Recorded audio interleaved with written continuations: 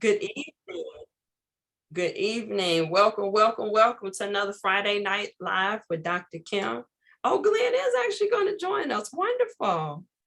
Wonderful. So we have, he's driving, he's multitasking. Good evening, Mr. Murray. How are you?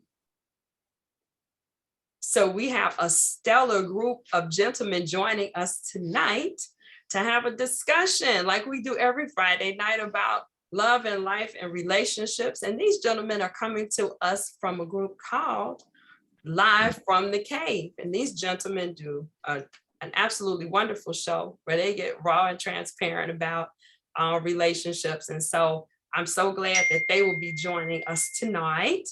And hopefully we can glean as much as possible from this conversation. I'm inviting questions into the group, into the chat that I will share with them.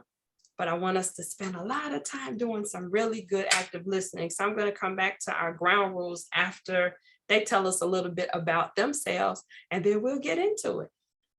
So Glenn, I want you to start since I made the initial contact with you, if you can. Unmute yourself, bro. You're muted. You're on mute. There we go. Sorry. Yeah.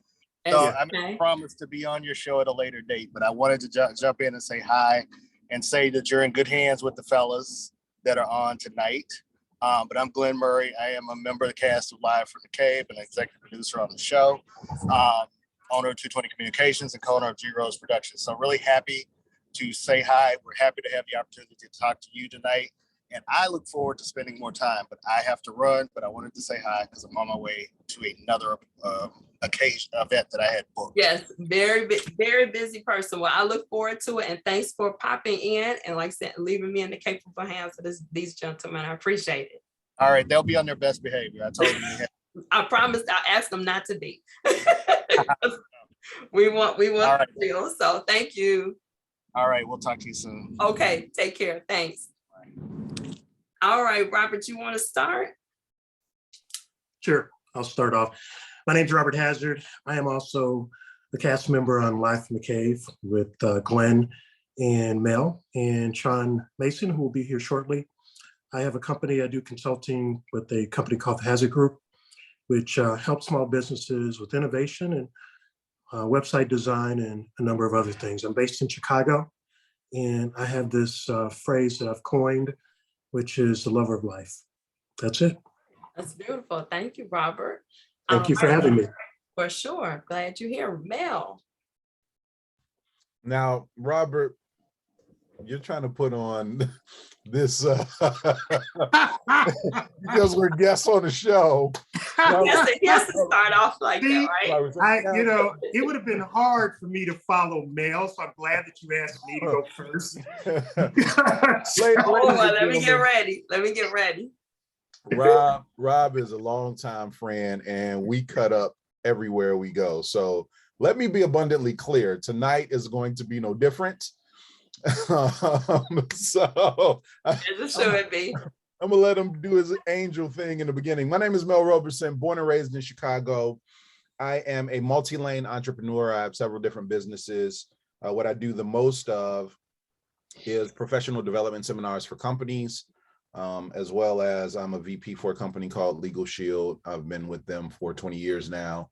I am also an actor. I play from time to time a homicide detective on Chicago PD.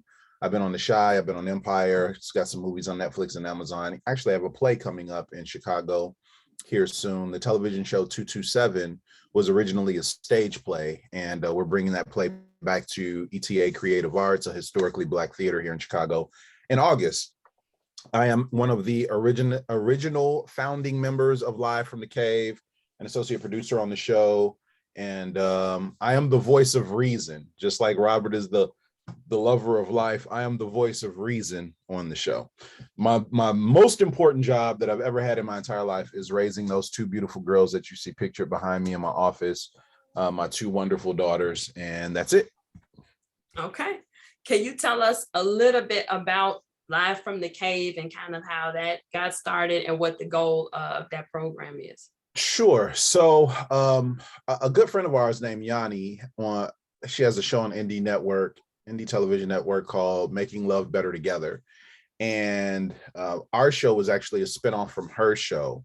She snuck into a man cave one night and just kind of interviewed a bunch of guys, and we kept it real with her about love, relationships, politics, sports. We cover the gamut of a variety of things. And so when the pandemic hit, we got together and said, you know what, it would be great to do this man cave conversation on a daily basis. Everybody's at home anyway, on a weekly basis, not a daily basis. And so we broadcast every Thursday on the NDTV network. It's on our YouTube channel as well, but it's on Facebook. We all share it to our pages. It's 4 of us that are staples in the show, and usually we rotate one guest out every single week. And whatever's going on in the news, we generally cover that. But we have real conversations. You know, there are no women allowed in the cave. It's the man cave. We get flack for that, but you know, it's the man cave. So, Man cave. right. So you get to listen, and we respond to the audience that types stuff in. But we've only had one woman guest in the 2.5 years that we've done the show, and that's because we had a mental health spotlight. And so we had a clinical psychologist on the show for the mental health spotlight. And she was only on there for like 3 minutes, and then we, you know, jumped back out of that. Mm-hmm. But yeah, we've been going since 2020. So 2020, 2021, and the first half of 2022. So it's been a good run. We're off for the summer now. We will be showing reruns of some of our best shows every Thursday at 9 p.m. Central Standard Time. But it's been a great show. It's been therapy for us. It's been very, very healing, very revealing. And so if we could lend our voices to your show, Dr. Kim, and have compelling conversations about whatever it is that you want to talk to us about, we're definitely looking forward to it. And I'm sure I speak on behalf of myself, Robert, and Glenn and Sean, Sean Mason, one of my fraternity brothers, should be joining us soon. Yep, he's coming in now. And it's interesting you should say that about the man cave. I was sharing that with Robert right before we started live, and that Love and Life, according to Dr. Kim, my group is women's only. For that same reason, providing a safe space for folks to be totally transparent about issues of the heart, things that are on their mind, without judgment, right? And without the pushback, right? And with and diminishing the voice, right? Or having shame. And so I think it is important to have those spaces, but at the same time, like I said, what I'm hoping for tonight is a space to be able to listen. That's something Chris, and I want him to say something in a moment, but that's something that Chris and I, when we try to solve the world's problems, and we've talked here and there, is that folks listen to reply, right? And they come into conversations with preconceived ideas. And so they're just waiting to try to convince you to think like them, instead of saying, what is your perspective? Where's the overlap? Where can we meet in the middle? And how can we leave this conversation better than when we came in? So those are my goals for tonight, that we're able to do that. Sean, welcome. You're muted, bro. You're muted. Yeah. There you go. How are you? Fine. Good evening. How are you this evening? I'm wonderful. I rushed to be here. I had another obligation, and I got out of it as soon as I could to come in and be with you guys. Well, I'm so glad you made it. What we were just doing is the gentlemen were just giving a kind of a brief bio or some information about themselves to give the ladies a context of where you're coming from. And then we're going to start our conversation. I already gave them the history of the cave, Sean, so you don't have to do that. Oh, yes. So just yourself. Well, I'm just a local guy born and raised in Chicago. Single, no children, proud uncle. I've done some different things in terms of the arts, music. I was a recording artist for many years in Chicago. Ended up putting my microphone down and picking up a camera. Run my own photography business since 2012, Evan Marcus Imagery. And then I joined these guys on the cave. So, you know, I do, as Mel would say, I do a little of this and I do a little of that. All right, that's good. That is awesome to be well-rounded, right? That's wonderful. So bringing all of that into the space, I appreciate that. So welcome. Chris, would you like to share something before we get into the conversation? Anything you want to share, or are you just going to Lay in the Yeah, cut. I'm Chris, and I keep it real, yo. I live in my mom's basement. I make $445 a week. You know what I'm saying? There's somebody for you. All these brothers are so impressive. I had to go the other way. Right. Okay. So you can stand out, right? I cannot. Okay, we're gonna leave it at. If you want to change your narrative at any time, just let me know. Just let me know. So this is, I think that's a good. No, that's a good spot. You gave me a good segue, because one reason we're having this conversation is it comes up a lot that there's just no good men out here, and I think I just heard 4.5. Right. But it's no good guys out here. You know, women complain and people, well, there are good men. Well, where are they? With ladies, you just heard 4. You just heard 4.5. Chris is a great guy too. He's just pretending. And so that's what inspired this title, The Misconceptions. And so the question also comes up, so what is a good man? Right. And so that definition, you know, is yet evolving. But what I wanted to spend our time tonight is some of the misconceptions that I think women have about men, some of the things that they've heard or that they've experienced maybe with one man that they believe to be true about all men. And so I'm hoping that we can come to some level of understanding, and that maybe there's some truth to some of these things, and to what extent, or under what conditions, or no, that's just garbage and you've been fed garbage, and hopefully we can change the narrative maybe on some of those things tonight. So here's our ground rules. We are not here to fix anybody. Okay, so I know you guys are open-minded. You're not trying to fix the ladies. Ladies, we're not here to fix the men. If you have a question, it's to gain a deeper understanding of what they're saying. We're not here to judge. So if somebody says something that sounds polar opposite of anything that you've ever heard, go to wonder. That's something that I always ask everyone to do, my students, clients, etc. Go to wonder. Ask, why would he say something like that? I wonder why. Ask those questions are always safe.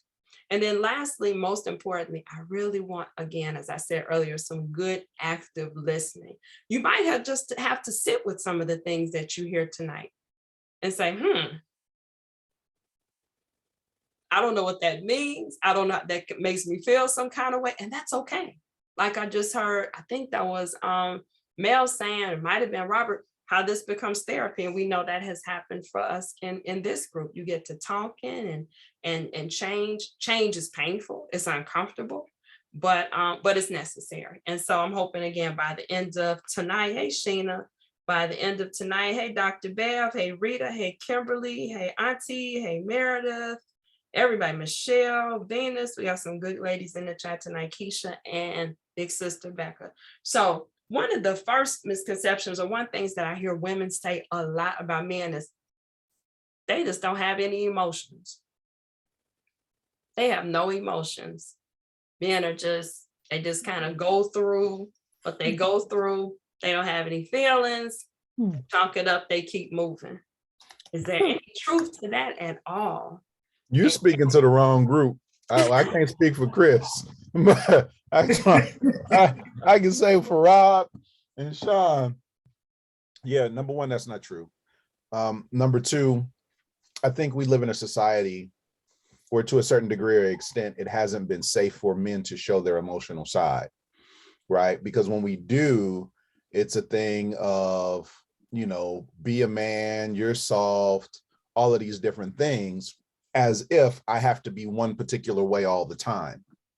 So I'm a walking ball of emotions. I start talking, man, listen, all I can say is I raised my 2 daughters. If I say anything outside of that, I'm gonna start crying about them because I love them so much, right? So, but I think even in the relationship space, society at least has not created a place where it's okay for men to express their emotions.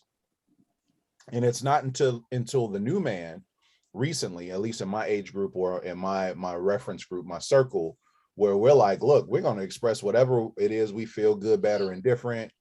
My daughters have seen me cry. I want them to be able to see me cry so that they know it's okay for a man to cry. I don't want them to tell their man or their men, the men in their lives, don't cry, be a man, as if men can't cry.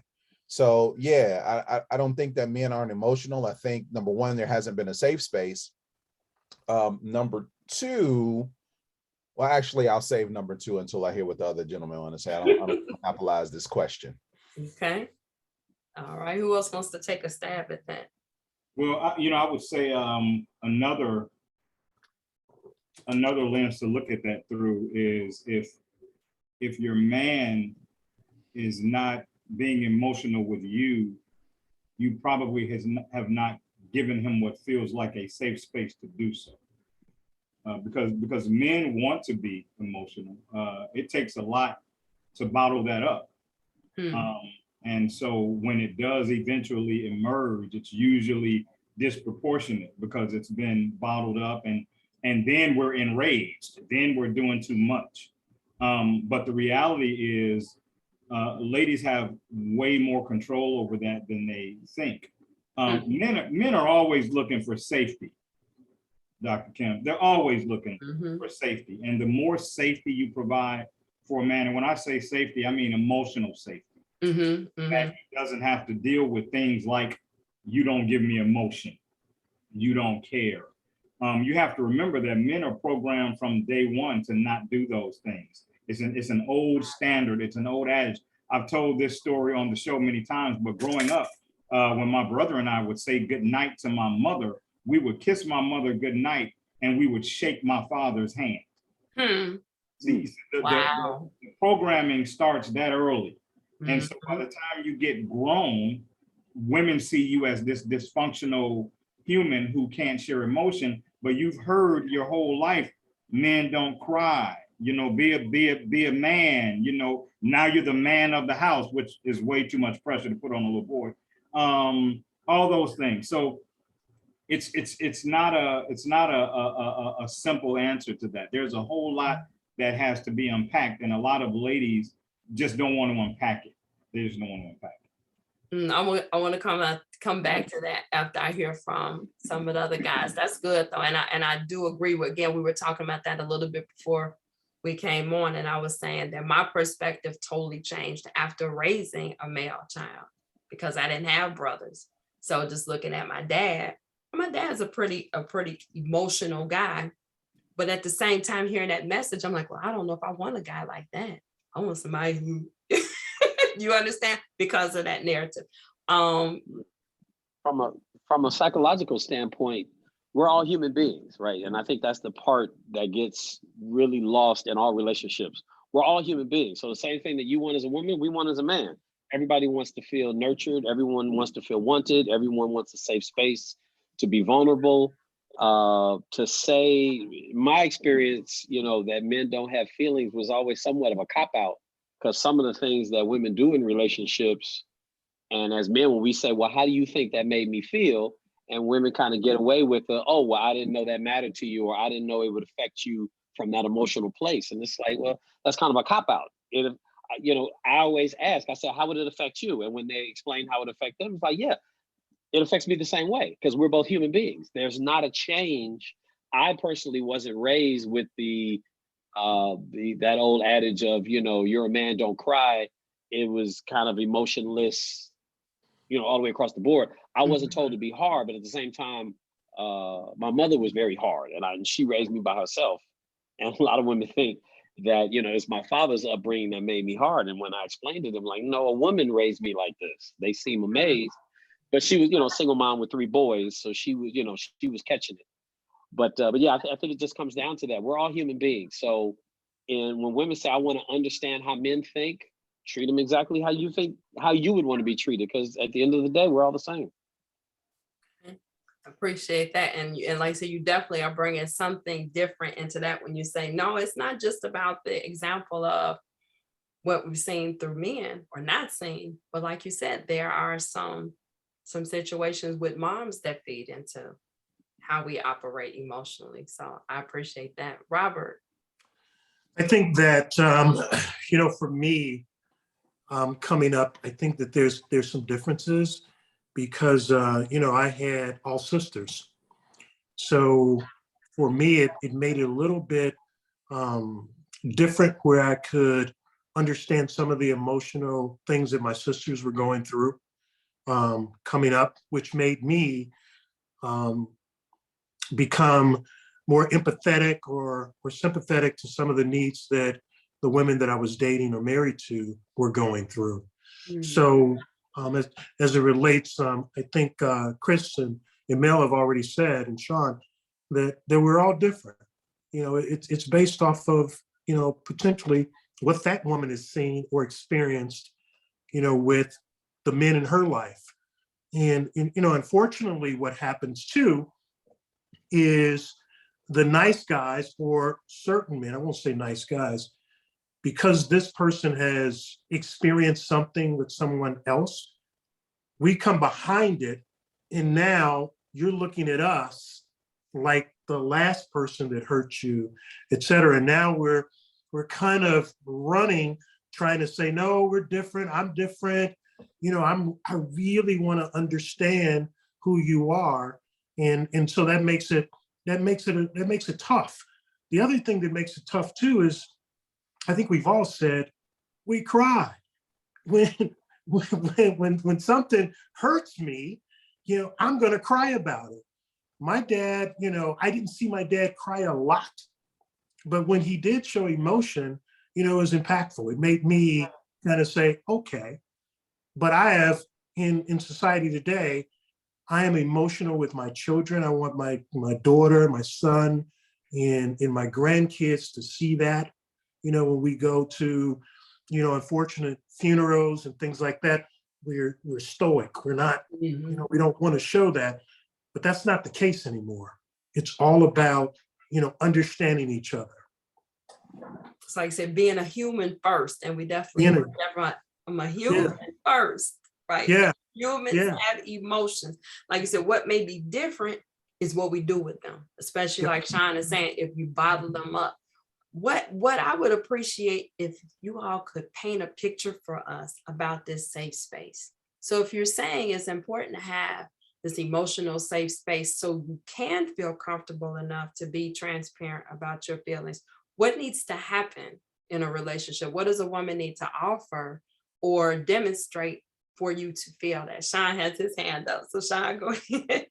I just wanted to jump in because we have a kind of what I have, and I've shared it with my brothers, but I always say a safe space for me is me being so hurt by something that I can spend the evening in my lady's lap, bawling if I need to be. But the next day when we're walking down the street holding hands, she feels no less protected by the man I am. So that's to me, that's just the short version, because men are not monolithic. We stand on every step of the spectrum, just like any other human. So and I've said before, I once worked with a lady who told me if she ever saw her husband cry about anything, she would leave him. Wow. About anything. Yeah. That's a strong statement. Yeah, but so that's a safe space when you don't associate his emotional capacity with his capacity for being a man. That's a safe space. You don't see it as weakness. Like you said, it's not a challenge to his strength or to his manhood, right? Whatever that notion is. And whether ladies realize it or not, Kim, I'm sorry. If you have an emotionless man, you got trouble. You need to be scared. You got trouble. Yeah. You need. I don't know that you need to be scared, but you need a mate that has capacities, because life is going to ebb and flow, and life is going to require different things of you. And you need a mate that understands that and can understand when you go through those things too. A man that doesn't understand emotion won't understand when you're experiencing emotion. That's the truth. Ask me how I know. So we got to be able to bend so we don't break. That's also what I hear there. And I think it's very important when you say, what does that safe space look like? A space where you can be honest. Because as men, dare I go so far as to say, as Black men, we have to protect ourselves and constantly look out and on the job, and the overt racism, the muted racism, whatever you want to call it. And then when you come home, if you have to wear a mask there too, and you can't be honest and open, something's on my mind, but I really can't express it. The thing with emotions that always amazes me is women can understand when we're emotional about sports, when we're passionate about them. And it's like, okay, those are the only emotions that we can experience. We can't experience hurt, but we can experience all these other emotions that don't necessarily require us to lean on them, right? I don't have to lean on my woman to be excited about sports. I don't have to lean on my woman to be passionate about my work.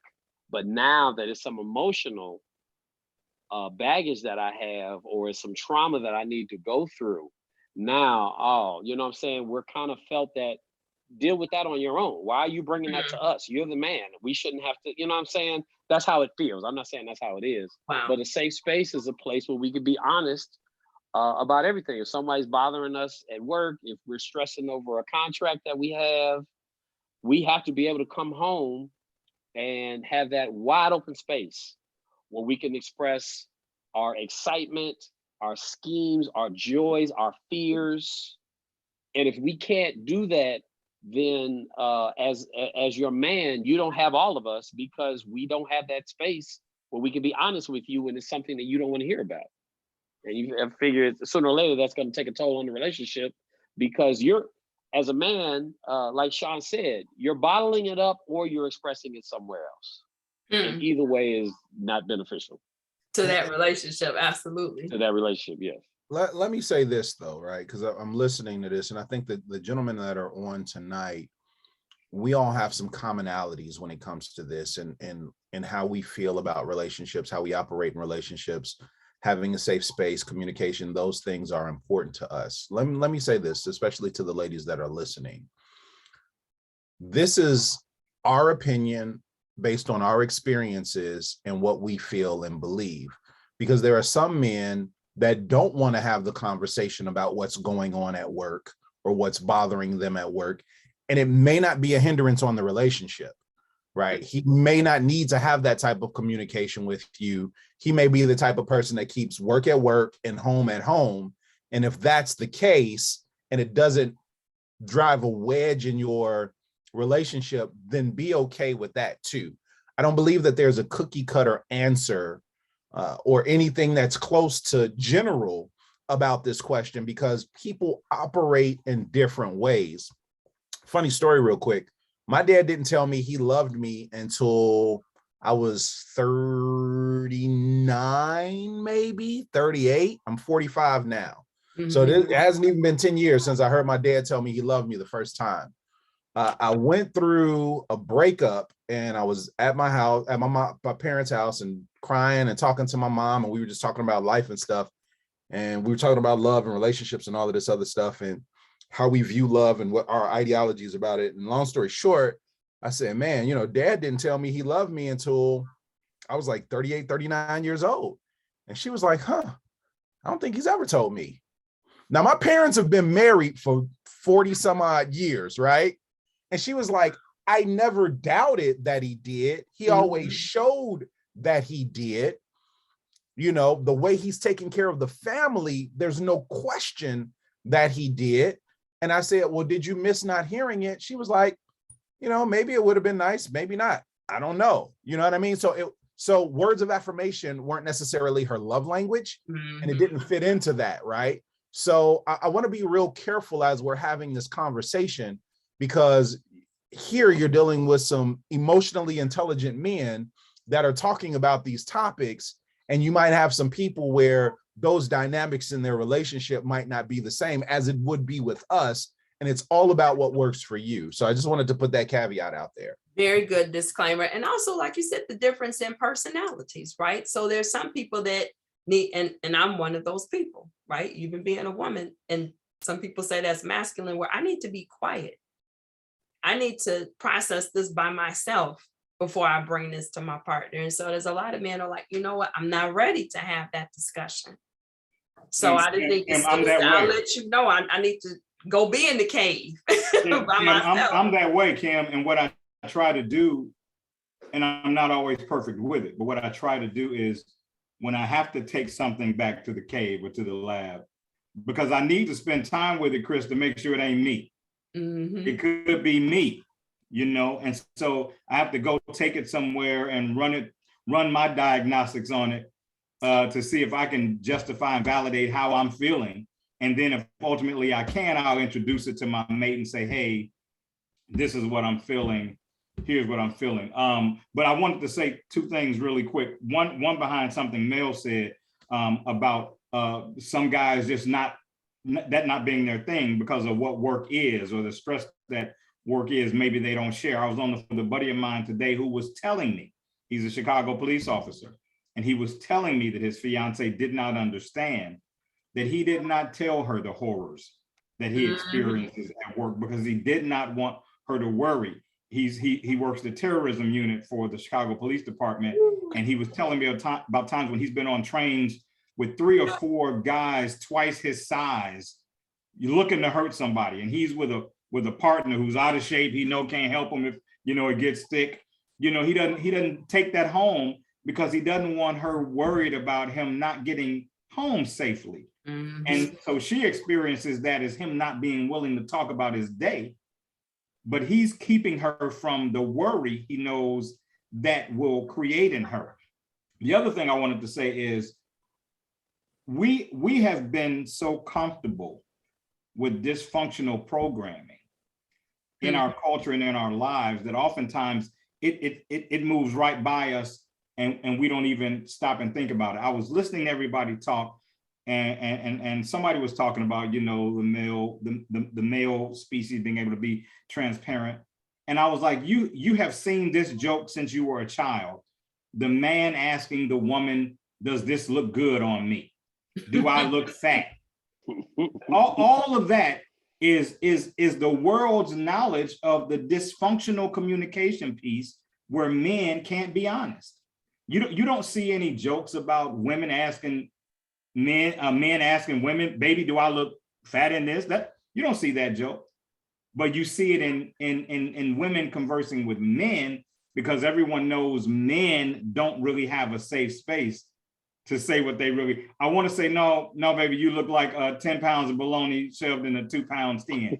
I want to say that. I can't say that. Right? No, baby. I love the way your knuckles drag the ground when you walk on the beach, baby.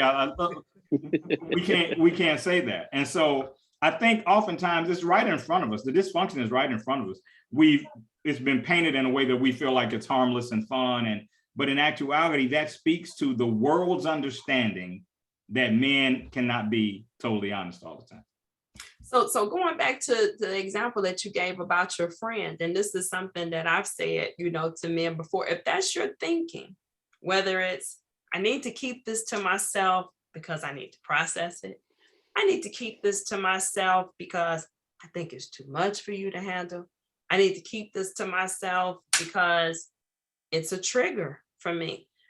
What part of that conversation would be so valuable to have, to be able to narrate that and say, I can't, like, I'm not ready to talk.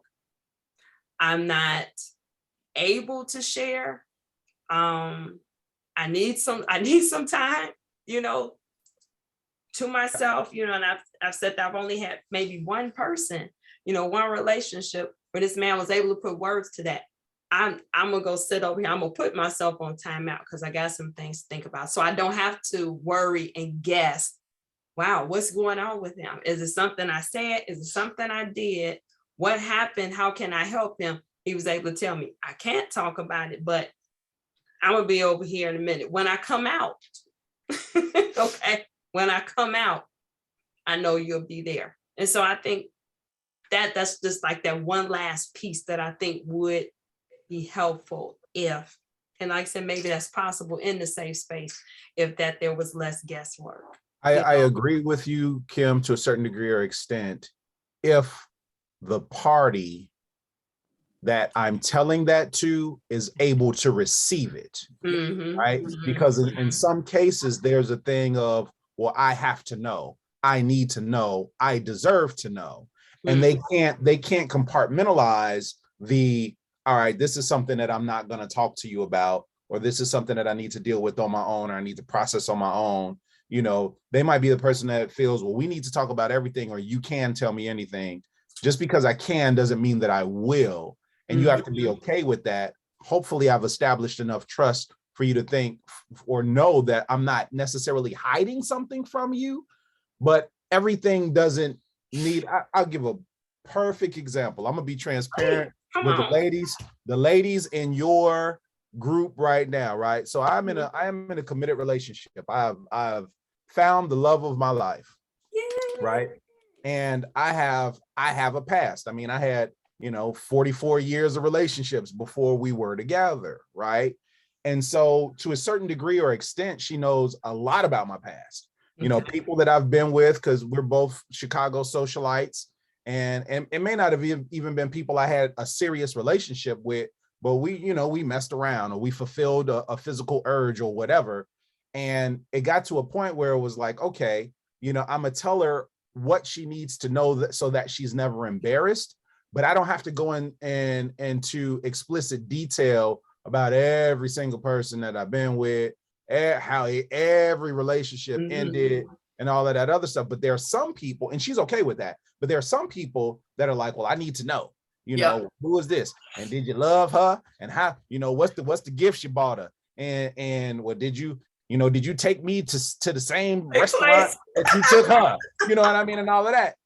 And we were laughing the other day. It's so funny because there were things that we experienced with previous people that were amazing things that we shouldn't have to give up because that relationship didn't work. Yep. Now we're both mature enough and master communicators where that fits in our relationship. But I've had people outside of like telling my past or stuff like that. I've had relationships where if I felt like I didn't want to talk about it or tell her something or needed time or whatever, it always ended up being worse in that moment than it really had to be, because now I'm having a conversation that I'm not ready to have because you're forcing it out of me. And I haven't had time to process it. So you're hearing my thoughts before I thought through the problem, and now you're taking bits and pieces of what I said and molding it into, well, this is what you said. No, that's what you heard, but I'm not even finished thinking about it yet. So we got to be careful sometimes in these scenarios and these conversations with how we approach things. So my takeaway, what I hear you saying is for the ladies to not translate that quiet time or that period of time where a man is not commuting as rejection or him pushing her away. It's just he's doing what he needs to do to be okay. And so I think I heard Chris say a little bit about that, like how people can make things about themselves, instead of understanding that even in it's important to know that everybody, like all the brothers have said, everybody doesn't process the same way. So one of the key things, I think Mel just talked about, his beautiful communication with his partner. You have to understand your person and understand how they think, how they process things, how certain things impact them. And once you understand that, there's no reason to get upset. If you're truly trying to be with this person, you understand how they process things, and that's just their thing. As long as the other person is consistent, and that's what they do with everything, not just with you, but with every decision they have to make. If they approach it the same way, you can't get offended. Just understand who you're dealing with. Absolutely. So like I said, the investment in knowing your person and also understanding, and I think this is hard sometimes and this is just to share with you all, that women as nurturers, sometimes I think it's difficult for us to separate ourselves from our partner and understand this man, and you just said it, Mel, I had a whole life before I met you. Okay, a whole way of doing things, a whole load of experiences. But I'm also what? An entity unto myself, right? And a partner in this relationship. And so sometimes I say women as nurturers because I want to fix it, because I want to be. Understand, this person is dealing with his personhood, and it's okay. And it's not a rejection of you or a message about your relationship. So if I can jump in real quick, I just want to say, I want to go back to something that Mel says. Of course, I'm with Mel every week. But every now and then Mel says something that shakes me up, and he has shaken me up before during our time at the Black Women's Expo. He shook me up with something he said, and I carried it with me. And of course, I always give him credit for it. What'd I say? You said, He said, what did I say? I'm waiting for it. I'm surprised you don't know, because I quote you on it all the time, but I said we should teach our young boys that their virtue is as valuable as we teach our young girls that their virtue is as valuable. But Mel said that is the male's way, the typical male way. I never, when I'm saying male, M-A-L-E, I never try to speak about men and their behavior in the universal way. Like, I hate when I see certain stars that speak to people and they always say men this, men don't nothing. Men, some men do, some men don't. But Mel raised an awesome point in the fact that the men that do have to go back to the cave and spend time with that issue, and they're being pressured about releasing that issue or giving that information, if you pressure him into giving it to you before he's really ready to give it to you and before he's really made sense of it and he's found his piece of it, it's like you're getting an undeveloped child. You know what I'm saying? Like, it's not, he hasn't thought it through all the way. He can't dot every I and cross every T yet, because it's still in his CAT scan, it's still in his diagnostics. And so when you pressure him for it, he has to give you something to satisfy you. And that might not even be what it ultimately was going to be. And he gave it to you, right? But you rushed him into it. And like Mel said, you got it before you were supposed to get it. And now I got to pay for what you got, right? When if you had given me time to give it to you in my own time, you probably would have gotten a very different thing, right? So that was all. I have a horrible memory, Kim, so when somebody says something, you'll see me writing because I don't want to lose it. I want to be able to go back and get it, There's no harm in that. I already told her that I have to write down your questions, whenever you give them to us. So I told Kim, you weren't here, but I got my notepad just so that I can make sure that I'm on track with that, because my memory is bad. I'll just say it. But I want to go back to, I want to jump in a little bit, and because we talked about men not being emotional. And I think that, as you see right now with this discussion going on, men can be very emotional. We talk when we all get together, and we can't stop talking depending on what the topic is about. But then there are those of us who are in those circles and we're just sitting back, because we all don't need to talk at the same time, right? Which is, pretty much why I'm sitting here. I think the brothers on here have some great experiences and things like that they can share. I think another thing, when Sean mentioned it, I have a few brothers that are in law enforcement as well. And one of the things that they do, and I practice this as well, is before they come in the house, they sit in the driveway or the garage or something for 30 minutes or so they can decompress, because they know that when they go in the house, they want to be that person to their family. And it doesn't mean that anything's wrong with the communication between the parties. It is just them. So I say all that to say that everybody's different. I'm a talker, by nature, but my dad wasn't a talker. I like to talk through things. I like to solve things. I like to solve problems. So I have to be a listener, a good listener as well in that process, so that I can make sure that I'm hearing exactly what you're saying. So in the getting to know somebody, so we've talked about you should know your person. And so after observation, and I'm sure conversations, but how do you, in the process of getting to know somebody, know those boundaries? So is it like, could you offer, like you were talking about, sometimes people just don't want to talk. So should a woman at least offer that support?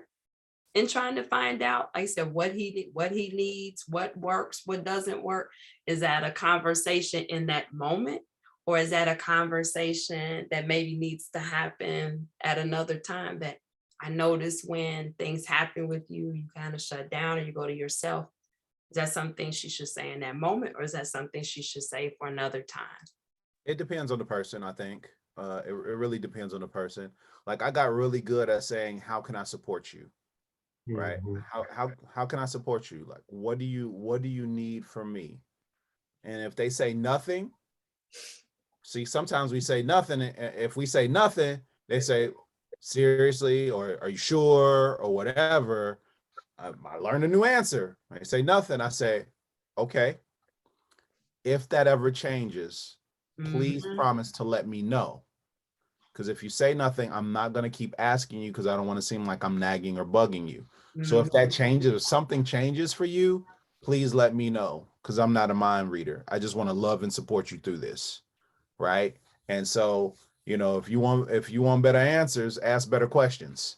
Right. And Yeah. that's really what it comes down to. Like, we'll have conversations and instead of me saying, what are you talking about?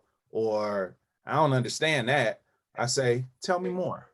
Right? Mhm. Tell Mhm. me more. Right? I try to approach language in a way where it's not offensive, or it's not accusatory, or I'm not expressing things in disbelief. I'm just trying to get enough information to make an educated decision, or to assess the situation, or to help in any way that I can possible. So I just ask, all right, what can I do to support you? What do you need from me? Monique, she's really good at asking me, is there more or better of anything that I could be doing for you? Like, she asks me that on That's a good regular stuff. basis. And I can't tell you some of them answers on this show, but Girl, you got to do it with a twist. There, I was girl, about put to a say twist we on gonna it. Yeah. clone Put a her. twist We on it. gonna clone Right. her, right? Right. I, you get it's home your show, you want some right. answers. So, so I think that, to Mel's point there is, some men tend to want to be fixers or solvers. And that could be good or bad. For me, what I've learned to do is, when you are presenting me with a situation, I ask question up front. Do you want me to just listen? Or are you looking for, me to solve it, help you solve it? What are you looking for? Because that way it opens up, because, effective communication is more than just talking, Yes. right? It's listening, as well. But we have to listen, to try to understand potentially what may not be talked about or brought up, right? So I found it for me is because I'm always trying to solve something. I'm always, in business, that's, I'm the second set of eyes on a business's, process. And I'm there for a reason, and they're paying me to fix those problems. So I have to, in my dating experience or relationships, I have to pull back and say, hey, how can I help you? What can I do? How can I support you better? Like, But I also think that this is something you need from me, or you want me, like you said, you just want me to listen, or you just You just want me to listen. Yes. My daughter called me, just the other day, and I've got this thing about, my daughter, because I know my daughter can be emotional, right? And so, but I've learned that my daughter will be 27, and it took me a while to kind of, get into understanding that she can be emotional. So I do this thing, and I talk about it, and it's, it has nothing to do with her. She knows this. But when I answered, she actually just called me before I put myself on mute, because I'm always, I want to be cognizant. If she calls me, it's probably something that she wants to talk about, or something important, right? But here's what I do, and I learned to do it, with a partner of mine as well. I take a few seconds when that phone rings, and I answer it, and I'm quiet, because I want to find out what the background music or conversation is going on. And because I want to match them, right? So in my daughter's case, what would normally happen, oh, so I listen. This is why I talk about effective listening and communication. I listen. When I hear that, I know that she's emotional, something's happened, and now I have to be a listener and not jump in trying to solve what's going on with her. First thing I ask, are you okay? Yeah, so I listen, for that. And that's kind of what we need to do, I think, is men. And that's fun of my niece, Robert. Say that again. You're gonna stop making fun of my niece, imitating how she be crying on the phone. Right, man. I mean, it must be all of them, man, because I sit there, my son is different, right? My son, he approaches it a little bit different. But, he knows sometimes I only got a little time, and so he'll jump in and say, this is what I want you to listen to me on. Listen to this. Here is a situation. And he could be comical as well, in terms of that. But my role as a dad is to do that because I didn't necessarily have that different era with my parents growing up. So things have changed a lot. But I just wanted to really tell you that men, we like to talk. We ain't got Some of us. But it's what? Some of us. What are we talking about? Like to talk. What we said, it kind of depends on the topic. It depends on the environment. It depends on a lot of things. Yeah, exactly. Absolutely. Now you took us. Did anybody have anything else to say about the emotion? Because we're going to switch. Yeah, I did. I think it's just good. I defined it while I was listening to you guys as mate speak. It's just good mate speak to check in. Yes. And see how you're feeling and see how you're doing and see. I've had relationships where my mate would repeatedly come back. If maybe we were out in an event and we were drinking and partying or whatever, and she'd come back and say, "Are you okay? Did I do anything tonight that made you uncomfortable? Did I say anything tonight that made you uncomfortable?" We're afraid to check in sometimes. And I don't know if it's because we don't want to know the answer we might ultimately get or what, but I think that's just a good practice. I think Mel was talking about Mo, and he was saying that she, asked, is there anything I could do better or different, for you? I think that's a great question to ask your mate about whatever it may be, about your daily routine or about a specific space and time in your relationship. I think that's a great question. I think it becomes even greater when your mate is willing to be honest with you. Yes. A lot of times we'll check in and we'll say, hey, are you okay? Yeah. And you don't mean yeah. And so then I have to pay for what the answer really is, even though you gave me a different answer. So if we can learn to be transparent and real, and know that we ain't going nowhere, right? So let's just keep it real and be honest. No matter what you say, we still gonna work it out. I came across a meme the other day that said, you want to date somebody or be with somebody who always starts with, well, we'll work it out. So that's the bottom line. It's no threat. Like you said, safe. It's safe for me to say what needs to be said or ask what needs to be asked, and I don't have to worry about the fallout. I've always suggested to people that a check-in time is important in any relationship. We do it on jobs, right? We do it in schools, we evaluate, and that's something that creating time for that, whether that's on a weekly basis or a monthly basis, to say, how are we? What's going on? What's going on with us? Did I miss something?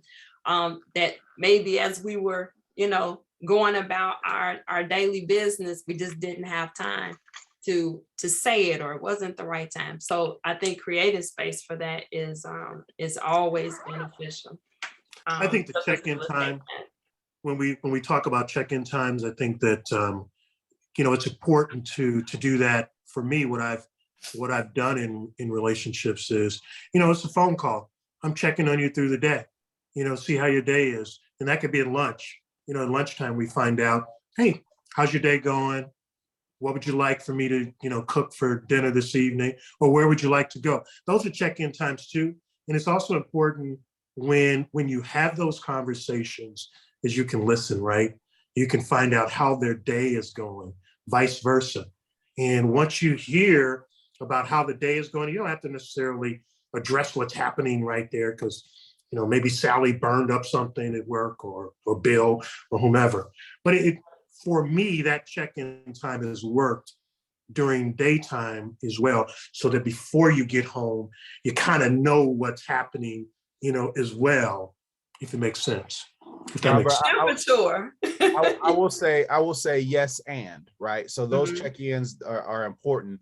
I think one of the things we're talking about is more of a check-in on where are we in the relationship. Yes, absolutely. Talking about. What's going on with us? Me and one of my exes, that was our Sunday night conversation before bed. Let's review the week. What happened? How are we? How are you? How are you with me? How am I with you?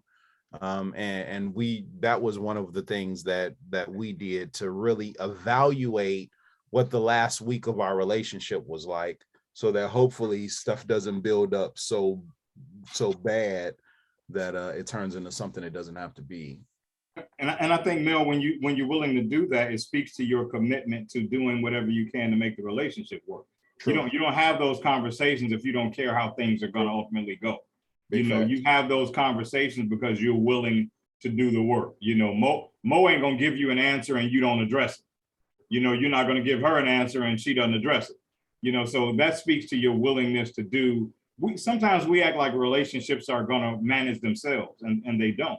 And we've got to be willing to manage them through the tough times as well as the great and easy times.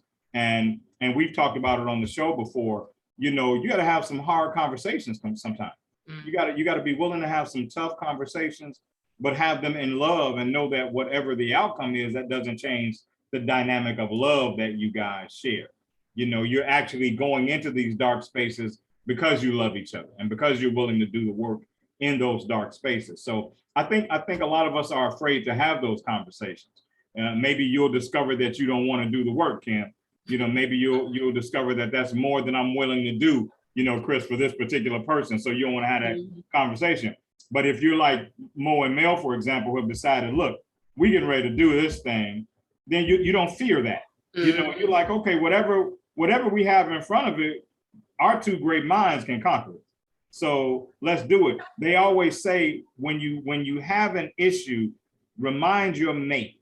It's not you guys against each other. It's you guys against the issue. That's it. That's where I was going. Absolutely. It's us and the problem is over there, but you're not the problem. I think it also helps if you've made some deposits into the relationship that those check-ins are not just about what went wrong, but to also be able to capitalize on, Tuesday, when you called me at that right time, that made my whole day. Yep. And you might not have realized that meant that much to me, but affirming the things that are right about us. So then when we do have to have those tough conversations, we've built up enough in this bank to be able to stand on that and know that this is safe, that the commitment is there, and that you want what's best. But you got to share those, Kim. You got to share those. Yeah, you got to let your mate know. You made my day. I couldn't stop and tell you right then, but for the rest of the day, I was on a high because you gave me something so unexpected, or you gave me something that I had been wanting from you and you hadn't been giving it to me. It's important that we let them know, because when our mates know that we're making them happy, it fuels them. They want to do it more. They want to see that version of you more, so then they'll do more to see that version of you. Positive reinforcement. So it's just like I tell students, and I tell couples the same thing, 3 positives for every correction. So we would do that. I'm going to tell you 3 great things about you as a partner before I say the one thing that I'm concerned about. Go ahead. I'm sorry. And what's your doctorate in? Education. Okay. Mm-hmm. Yeah, with a side of psychiatry. Mine is in these streets. Then you're probably the most qualified. So commitment. I heard the word commitment come up a lot, and that's definitely on the list. Men don't want to be committed today. These men out here don't want to commit to anybody, folks. Careful. I'm not saying me. I'm saying the topic, Sean. This is a topic. Oh, okay. Let her quarterback. What I've heard. Thank you. Okay, I'm sorry. Don't get triggered. You're getting triggered already. Oh, I know. It wasn't me, Sean. But I'm saying I hear a lot of women saying that. And again, I think it's a misconception. So, but what part of that is true? Is it true that men don't want to commit, or is it that there's certain conditions that need to be present for a man to be willing to commit? Enlighten us. I think a combination of both. I think that there are some men that just do not want to commit. I think there's some men that feel like I had a pick of the litter. I'm living my life.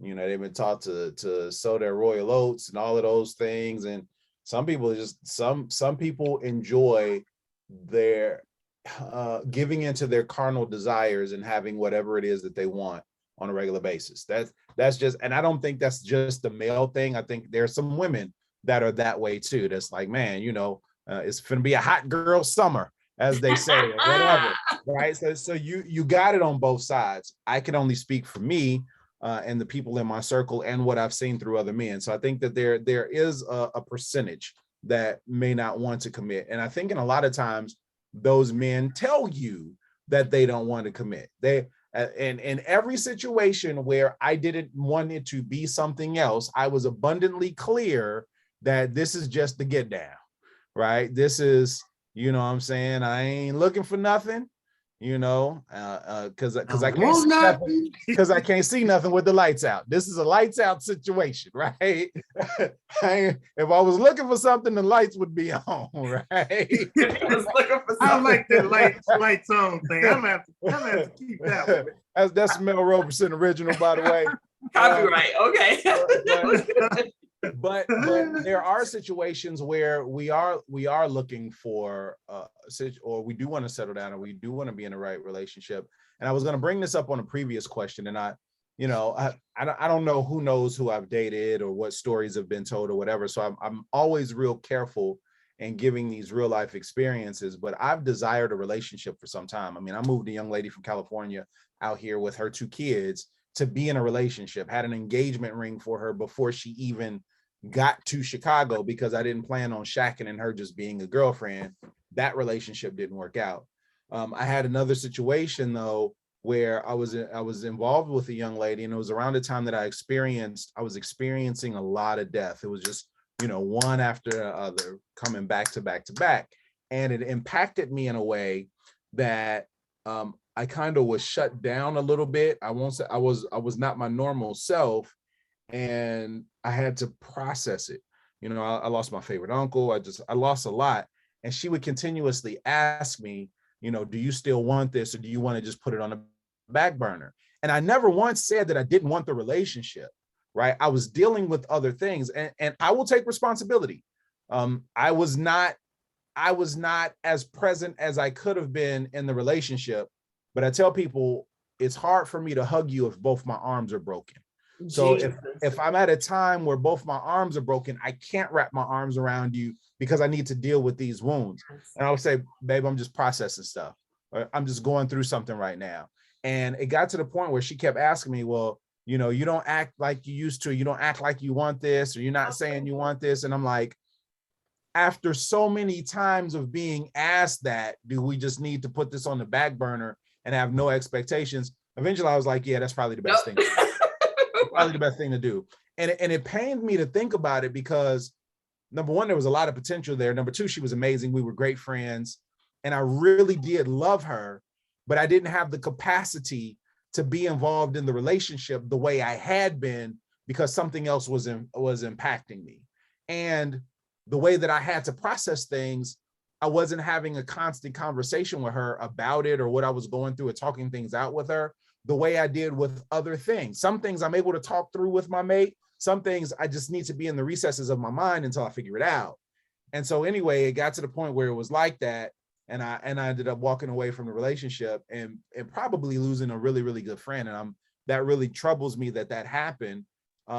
Even so much so to the point that the few people, because I keep my relationships underground for a long time, so we could have our time together without everybody's judgment and comments and stuff on Facebook. Mm-hmm. But so much so, the few people that did know we were dating, I made up stories about it being me, the reason we weren't together, instead of it being her, to protect her character, protect her name, and all of these things. So, you know, when people are like, man, how come you and such ain't making, man, you know, I had this and that going on and blah, blah, blah, and I wasn't ready and all of this other stuff. And the reality of it was she didn't know how to support me through it, right? Mhm. When I told her no, and I would tell her, I don't need anything from you at this time, she wasn't okay with that being the answer ultimately. And so it's really tough. And so and now I'm in a relationship past that. I'm in a committed relationship that is public. We dated a long time in private, but I'm in a relationship that is public. So I know a lot of people look at it as, well, you know, he wasn't ready. He wasn't ready for commitment. It's not that men don't want to commit. It's that he may not want to commit to you. Come on. Right? It's not that we don't want it. We just don't want it with you. Or we haven't gotten to the point where it's okay or desired totally, or we're willing to go full out with you, because there's a get to know you process. There's a let's see how this works. You could have a lot of potential, but if the gears are not locking properly and can't move the machine, it's going to be tough, you know, for us to say, all right, let's make this work. Everything is figure outable, but I don't want to have to do, you know, advanced chemistry equations in my relationship. Come on. You know what I'm saying? I need the 2 + 2 is 4. Can we agree on that? Cool, let's move. But you know, when I gotta carry the 3 and all the other stuff, and you know, Bayesian non-parametric statistics and all of that, I don't want to do all that in my relationship.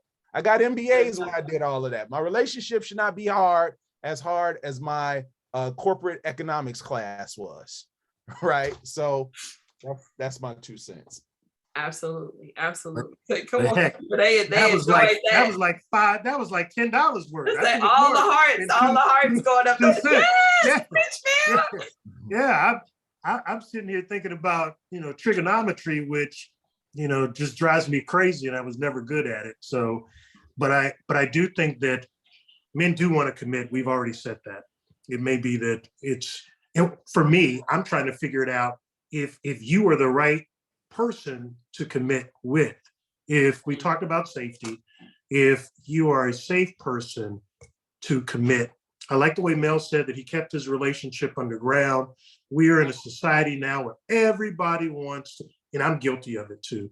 You know, I'm a social media, you know, I want to say that I'm a picture whore, because I like to, you know, put pictures out there of things that I'm doing. And particularly when I'm in a, you know, I've been married. Better than just being a regular whore, Robert. So it's okay. Okay. So I will put, you know, my pictures of, you know, my relationships in marriage out there on social media, because I'm proud of what I have. Mm-hmm. You know, there's some danger in doing that as well. But I think that there is, I know for me, I've been, you know, married a lot for most of my life.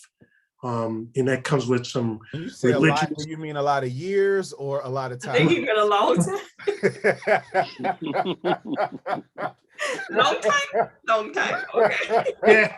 All right. So yeah, that's one of the jokes on the show. So that they talk about me for being married, you know, a few different times, but it comes with, you know, I don't have a problem with committing, because, you know, from a spiritual perspective, that's always haunted me as well, that I have to, we talked about this, Dr. Kim, before, earlier. So it's all of those things that make it, but I am a firm believer. I will commit and tell you that I'm trying to commit to you and show you that I'm willing to commit to you in a relationship.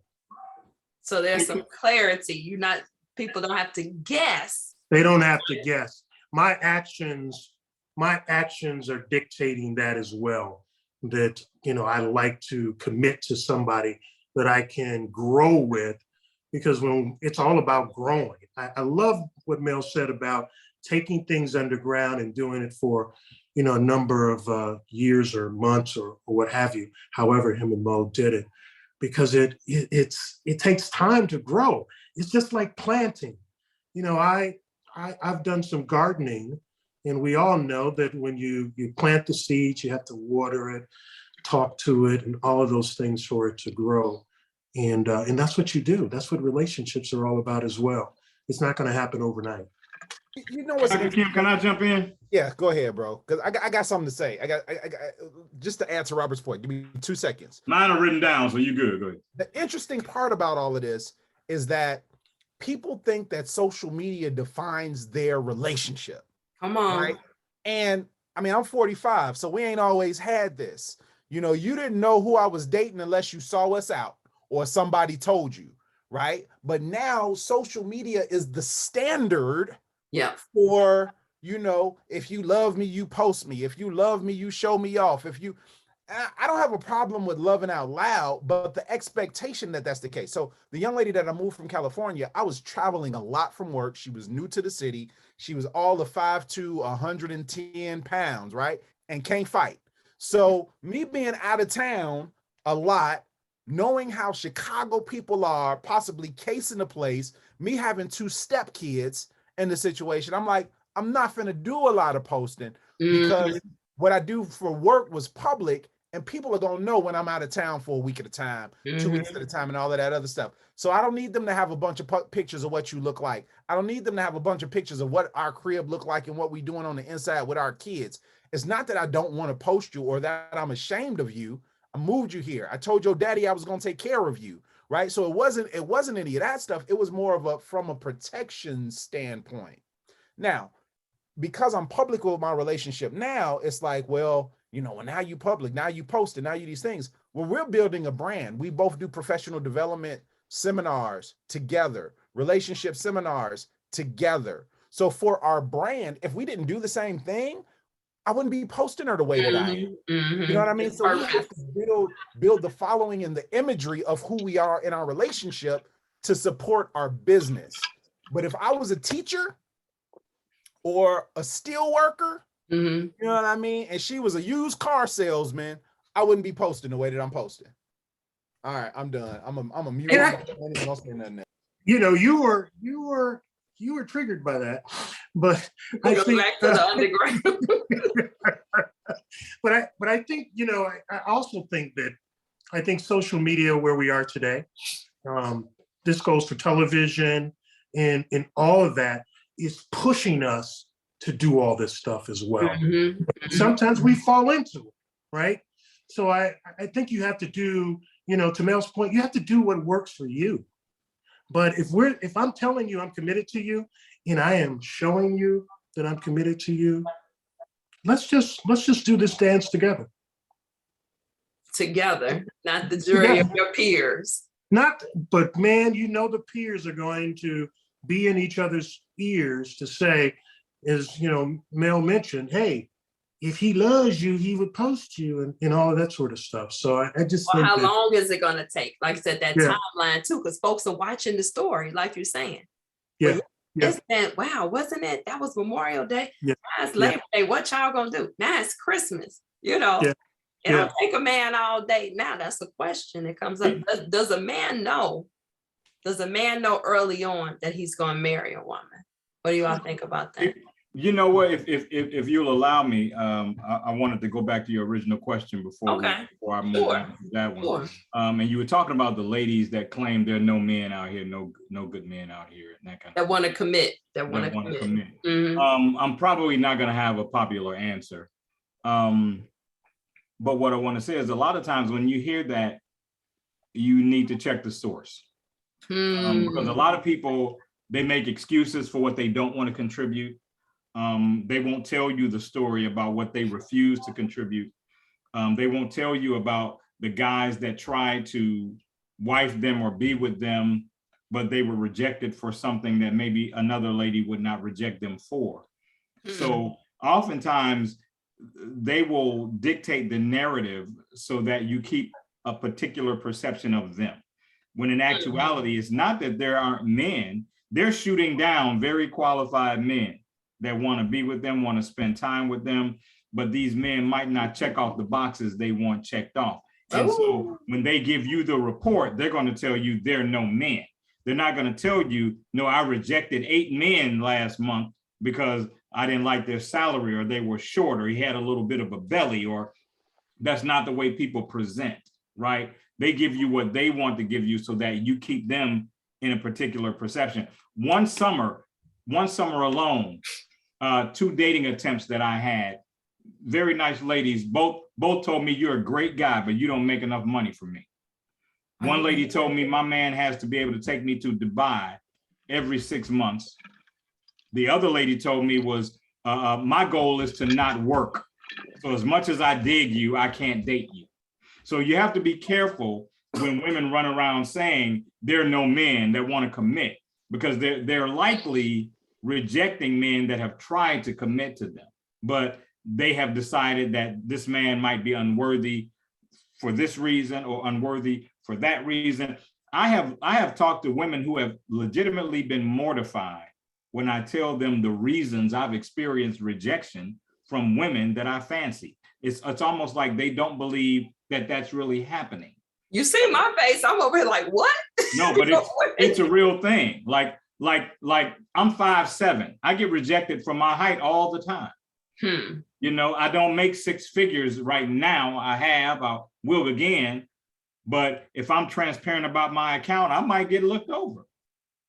You know, so they're not going to tell you that part. So I think that you have to keep that in mind, and you have to consider your source when somebody runs to you and tell you, oh, there is no men that want to commit. Oftentimes, and I know men, successful men, that know ladies they want to commit to, but they already know that this lady wants something tangible, or, you know, in that realm that they don't think they can meet.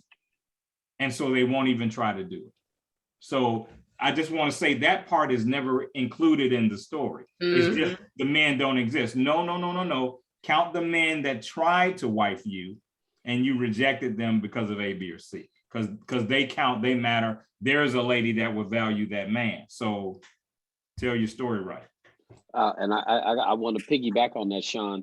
A lot of people who talk about how their relationships didn't work, what they failed to mention is what they were actually bringing to the table for someone to commit to. Their contribution, Chris, absolutely. Not just their contribution, but who they are and their deficiencies in their growth, baggage that they haven't addressed properly. So I think it's sad sometimes, because I've been in a situation with an ex who had all the wifey boxes checked off, but we just didn't have that chemistry with each other. And I've also been in a relationship where we had great chemistry, but she didn't check off all the wifey boxes. So you're trying to fix the plane as you're flying, because you don't want to be dismissive and saying, well, hey, let's work through that. And the person you're trying to work through isn't trying to change. It's you know, accept me how I am, and why are you trying to change me? And it's like, well, you don't have a lot of flaws, but you may have 1 or 2 flaws that would make it difficult for me to be with you. And if you don't want to change that, then I can't commit to you, because there's things that I need that you can't provide, or you just don't do the way that I need them done. So I think there's a lot of circumstances where someone could say, well, you know, men don't want to commit. There's not good men out here because they're always wanting to change you or something like that. And I really, because it worked for me, therapy, I suggest it for everybody, because between what your parents did to you, I've had, if I can tell a story real quick, a young lady that I graduated grammar school with, and about 5 years ago, I graduated grammar school in '83. So about 5 years ago, she told me a story of how I made a joke at her expense in 8th grade and how it bothered her. This woman is a successful lawyer now, but that still stuck with her years later. And she had never said anything about it. It was a stupid joke. And it wasn't mean spirited, but it attacked her at that sensitive age that she was, 12, 13. So I think we all have some damage. If you haven't gone and received therapy, you don't know what you're bringing to the table, and you're asking someone to accept the perception that you have of you versus who you really are. And if you don't know who you are, you're constantly going to ask, well, what's wrong with you? There's nothing wrong with me, or I've faced all of my issues, so I'm worthy of you committing to. And how do you work with someone who can't be honest where they're starting from? Wow. Before we go too far, what are some of those wifey boxes? I thought that was. And you know what? That's on the individual. I know enough successful marriages, and I know some people who like to vacation separately. I know some people who have to vacation together. I know some people who are together every day. I know some people who have, well, Friday night we'll go hang out with our friends. Saturday night we'll do something together. So whatever your wifey box is, and I think that's another misconception, painting everybody with the same brush. Well, woman has to do this, this, this, this, and this for every man. And it's like, I think that's true for a couple of things, but overall, no, I think every individual wants to be satisfied their way. No, so that's why I was asking your opinion. This is your perspective. Everybody's speaking. Oh, what I need? Oh, what wifey boxes were you talking about? Well, the key component, communication, putting family first. I've met quite a few women. They were amazing women, but their career came first. And I said, well, you're full-time working part-time relationship. That doesn't work for me. I want to spend my life with someone. I don't want to just get your free time. So I'm looking for a relationship to be with someone, not to say I'm in a relationship. To me, it's like a long distance relationship. We get together when we can. I'm not looking for that. I'm looking for something more substantial. Someone who can reciprocate all that I can do. I'm looking for them to put it back into me. I'm not asking for anything more than what I bring. And I want that interaction. I want that chemistry. I want to, because I process things differently, touching on what we talked about earlier about, well, I want to process something before I talk to my mate. No, I share my life with you. My process is with who I'm with. If it's my boys, it's my boys. But if it's my girl, if I'm sharing my life with you, I don't want to have to compartmentalize my life. To what the brother said earlier, if I was a cop and I had some horror to bring home, I probably would process it differently. But I'm in telecom, so I don't have anything that I need to hide or shed her from. So I want to be with someone I can share with, and I can piggyback and bounce my ideas around with the person in my life. So that's what Chris needs. Nice boxes. Thanks, brother. Okay. Anyway, who else wants to talk about commitment? Who else hasn't had a chance to talk about commitment? Robert, did you say something? Yeah, he did. You did? We all got it? Okay, so as we close, because we're almost out of time. I guess mine wasn't, powerful enough that you don't even remember that. Whoa, I'm feeling some kind of way now. Please don't. Robert, that's normal. I think you had it in such a neat package. It was just so presented so well that I didn't write it down. That's what happened. I didn't write it down. I stopped writing. So as we close, are there any misconceptions that you have experienced that women have brought into relationships with you that you're like, it's kind of faulty thinking? So if you have one that you can share with us, I want everybody to share one with us as that all men are the same. That all men are the same. That all men are the same. And a wise man has said before, if all she has dated is a certain kind of dude that didn't work out, or when you're getting to know somebody, all men are dogs, and why do men do all these doggish things, and why do men mess women's credit up? That's like a red flag. It's like, if that's what you're used to, and you believe that every man acts like that, and you're preparing yourself for that, or that's what you're used to interacting with, when you get with a brother that doesn't do those type of things, she has no idea how to compliment him, because she's waiting for him to be what she's used to. Yeah. So when you run into a different type of dude, if they have the mindset that you're all the same, and you don't give each individual a chance to understand and get to know who they are, it'll never work. It'll never work. Okay, so all men are the same. Men do this. And I think you all said that earlier. If you're not starting a sentence with some men, right, that's already telling you it's going in the wrong Right. direction. I don't owe you anything. The guy that dogged you, he owes you something. You just met me. I don't owe you anything. You don't owe me anything. We're starting from zero. And if you're not able to do that, again, going back to therapy, If you're not able to step into the next relationship and judge that relationship on its own merits, that's why I think a lot of people end up in the same cycle over and over again. Makes sense to me. Ladies, Sounds if good. you haven't listened to the song called Previous Cats by Music Soul Child, look that song up on Apple Music, Spotify. It's called Previous Cats. And he talks about the chorus is, I'm not to blame for the pain that was caused by previous cats. It's a dope. Sean will sing it for you if you wanted to. Go ahead, Sean. But it's a dope, man. The first time I listened to it, I was like, this is so true in so many relationships. And it goes both ways. I mean, he just happened to sing it. But I think we as men or, individuals sometimes will be triggered by something that happened in a previous relationship and have expectations of a new person based on experiences from an old person. Most definitely. So yeah. So is that your answer? So is that the? Or you would just what he said reminded me of the song. What was the question? I'm sorry. So what misconceptions have you encountered with women that they just think that's wrong about men, myths that they've had about men?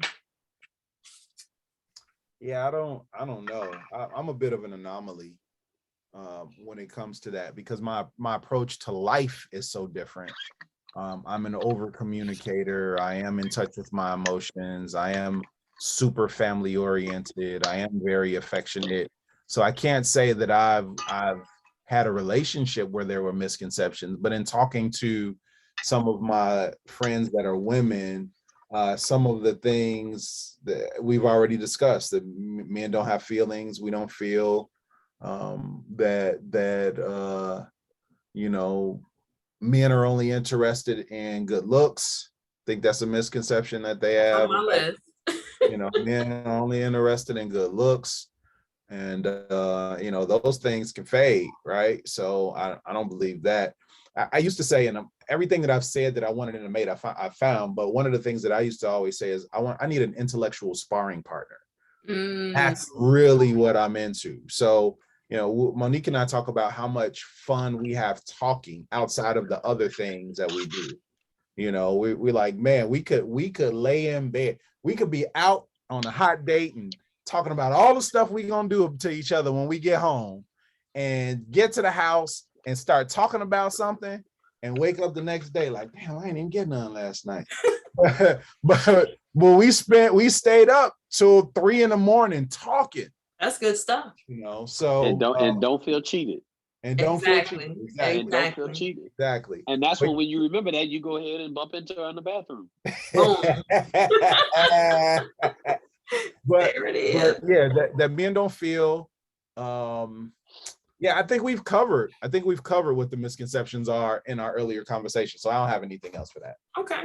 All right. Because I have a whole list. I would say that human frailty, while it may present with some disproportionate examples, is not gender specific.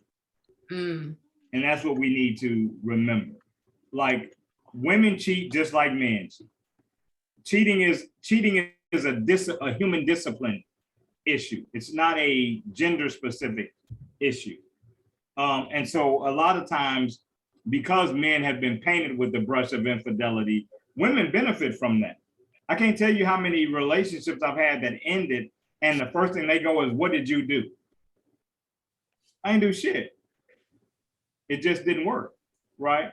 So I think the minute that we see each other as typically flawed, imperfect beings, our gender notwithstanding, right? That will help us, because women, and I'm not calling you out, but women benefit from that one-sided narrative, right? They enjoy that. They know that if the news goes out, the first assumption is going to be that he did something, right? But in actuality, look, I've been cheated on, so it can't just be men. I've been cheated on multiple times, right? So infidelity does not belong to men. So I think the minute that we stop using that split narrative to our benefit, and I'm really saying women to their benefit, but I'm trying to be nice, humans to our benefit, then I think we'll be better off. At the end of the day, you got good dudes and you got good ladies. You know, you got dudes that would never cheat, you got ladies that would never cheat. What we hope is that the ones that would commit to being good to each other find each other. That's and the ones that don't really want to give themselves to each other, let them fight it out however they fight it out and ruin each other's lives and do whatever they're gonna do. You know, Mel? Yeah. But the ones that want to be good and want to be right and want to, like Mel said, live out loud, but live right and noble, let them find each other and show you what you could have had if you could grow up and be mature, right? I didn't get a chance to address that, but that's a maturity thing. I don't care what it is. We grow out of stuff. If you 50, 60 years old and you still on the same monkeyness that you were on when you were 20 and 30, that's you. That's a problem. That's a problem. You need to grow up. You know what I'm saying? You need to realize life is about more than that. And I understand some people advocate you living your life the way you want to live your life, but do that in the lane with people that you know are living like you. Don't do it. Yeah, don't do it with people that have a different expectation of you. You know, that's my time. On that note, ladies need to understand that men run in packs. The lame dude that a lot of women seem to talk about gets the most press because usually, you know, the most drama gets the most attention. But if you're trying to figure out what kind of man you have, you need to look at his friends. Because I don't have any lame guys in my circle. That goes for women too, bro. Yeah, exactly. I'm gonna say that for women too. So on this call to answer the ladies' questions that they may have, if you're trying to understand what kind of situation you in, you know, look at the guy that you with and look at the circle that he runs with, and that'll answer a lot of questions for you. What kind of dude is he? You will look at his friends because it usually doesn't cross over. I think, so let me say this too, to add to everything that everyone else has said. There's a misconception that men aren't into therapy. We are. And that's not all men, but we are open to therapy. The other misconception that we were talking about is that we're like your father, good, bad, or indifferent, and we're not. We all need a clean slate. We're all different. And the other misconception is that we're perfect. So you see Superman flying, but we know the real Superman tried to jump off a building and unfortunately, you know, didn't make it.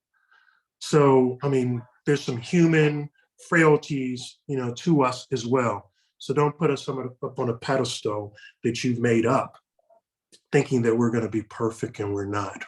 We're, you know, prone to imperfection, you know, sin, if we can use that. So I think that those are the three misconceptions that women may have.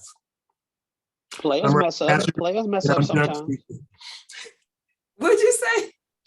I said players mess up sometimes. Players mess up. Every once in a while. Yeah. I think Jeffrey Osborne said, "I'm only human." So right. So these are great. So I think some of our takeaways: we're human first, right? So let's go back to the beginning. We're human first. We need to take each individual and their individual stories one at a time. Be willing to listen. Be willing to observe. Be willing to ask questions. Right? Being willing to give space where space is needed. Being willing to go to therapy. Look at our own demons before we try to place our demons on somebody else. Look at our patterns, right? If we see the same things happening over and over and over again, then perhaps we're the common denominator and we need to unpack that. Is it something in our past? Is it the circle that we're in? Is it messages that we're taking in from social media? Et cetera, et cetera, et cetera. But anytime you say all men or all women, it's a faulty conversation. And so for us to be careful about how we approach things and how we translate situations that we're in. So I really want to thank you all for a really great, honest conversation. We only got the 3 things on the list, but I think it was rich, and I tried to adhere to my own rules and listen and not jump in as much as possible. But please tell the ladies where they can find Live from the Cave, and times and dates, if anything, so they can find you and glean more. Well, we are on a hiatus for the summer. We've been doing the show faithfully every Thursday with very little time off.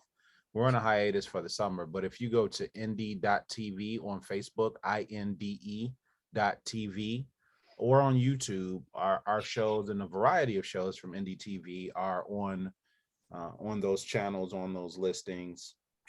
So you can catch us there. We will be back September.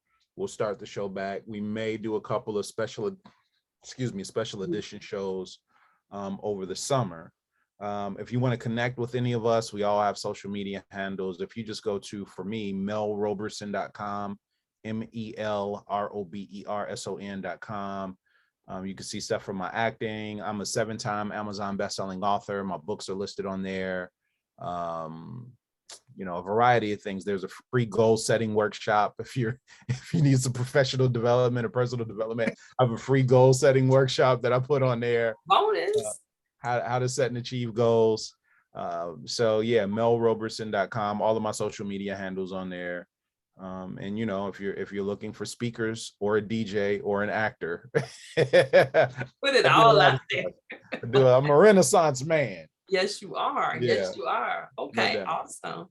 Hey, Robert. So I'm on all social media platforms. On IG, I am Robert Hazard Jr. And on Facebook, it's just Robert Hazard.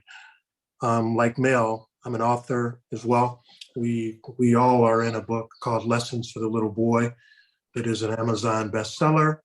And there are a couple other projects under the Faith, Failure, Success with Glenn Murray's 220 Communications that are coming out. So stay tuned for those things. I'm just an overall lover of life because I am passionate about relationships and making sure that those relationships are successful. As I mentioned, I have a company called the Hazard Group Collective, which is a company that works with businesses to help them with innovation, as well as do project management and public speaking as well. I used to be a DJ back in the day on the radio, but have not done that in a while. But that is also a passion of mine to be back in broadcasting. So maybe I can hook up with Mel and just be on the mic. Oh, let's do an internet radio show, man. Man, tell me about it. Robert, what about the podcast? What about the podcast? I have a podcast called The Way I See It with Robert Hazard. I recorded a number of episodes. I'm also looking for guests to come on where we can have some dialogue, because I am curious about why people do or feel the way they feel. And I kind of tackle those as conversations because I'm just curious. And that's why I have that show. Sean, you got an invite for the show yet? Negative. No invite, no. That's terrible. But I do have a project coming up that I am going to be talking with my cave brethren about that will potentially address some of the topics that we did not get back. I think I was telling you some of the topics: red flags, green flags, red light, green light, all of those types of things. Yes, I definitely. I hate we ran out of time. I wanted to hear about those green flags. I think that's why I was asking Chris a little bit about those white people. You got to come back. Yeah. I guess they will before they get busy again. What platform is the podcast on? And then it's on Apple. It's on Apple. Okay. It's on Apple, Spotify, wherever you find your podcasts, you can find it there. Okay, fantastic. Sean. Thank you so much, though. Appreciate it. On Instagram, you can find me. My personal Instagram is It's the Crooner, ITSTHECROONER. It's the Crooner.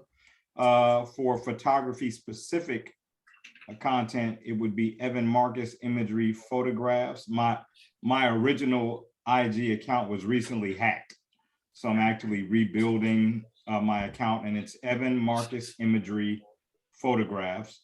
So I'm slowly putting all the images back that were on my original one. Okay. You can find me there. I'm certainly available for event photography, for portrait work, for whatever, it's a full scope of photography services. So whatever you may want, my website is evanmarcusimagery.com. You can get me there, and email address is seanmason@evanmarcusimagery.com. Otherwise, I'm on social media platforms. I'm working on some projects, got some book ideas and some podcast ideas coming. But other than that, I'm looking to enjoy the summer, Yes. even though we still have to be careful, the 2 years out of the original COVID summer, I'm still being careful. I'm going to be spending June 22nd through June 26th in Riviera Maya, Mexico, with one of my best friends getting married. So I'm looking forward to that trip. Yeah. And I've lost about 13 pounds, if you can tell. Okay. All right, high five, Sean. Yeah. So I'm living life and trying not to let life live me, Dr. Kim. That's good. That's good. Please do that. Please do that. Chris, anything you want to share before we say goodnight? Well, I'm working on a documentary. That's all I can say right now. Yeah, we're working on a documentary. Hopefully to have it out by Black History Month next year. Wonderful, wonderful. Well, thank you, gentlemen. Again, you have blessed us and enlightened us, and I welcome you. I hope you'll be able to come back again. Thank you for having us. All right, wonderful. Cool. Have a good night. Hey, Chris, how can we connect Thanks with you, again. bro? Oh, that's right. No Yeah, Kim, feel free to pass my information on, Kim. Okay, will do. Cool. All right, I'll email you I guys. want one of them chairs because Chris looks like he owns the building. I'll try to tell you. In that chair, yeah. I don't know what you're talking about, bro. With his pipe. Now you see him with his pipe. I love it. I love it, Chris. Good stuff. Enjoyed y'all for sure. Thank you so much. Absolutely, this was great. Good to meet Thank you, so brothers. much. All right, talk All to right. you later. All Good All night. right, take care. Bye-bye. Peace. Okay, ladies, so next Friday night, same bat time, same bat channel, Friday Night Live with Dr. Kim. You can also find me on The Complete Suite, LLC. If you need any relationship coaching, individual coaching, career coaching, you know how we do. So thank you so much for your time. Good night.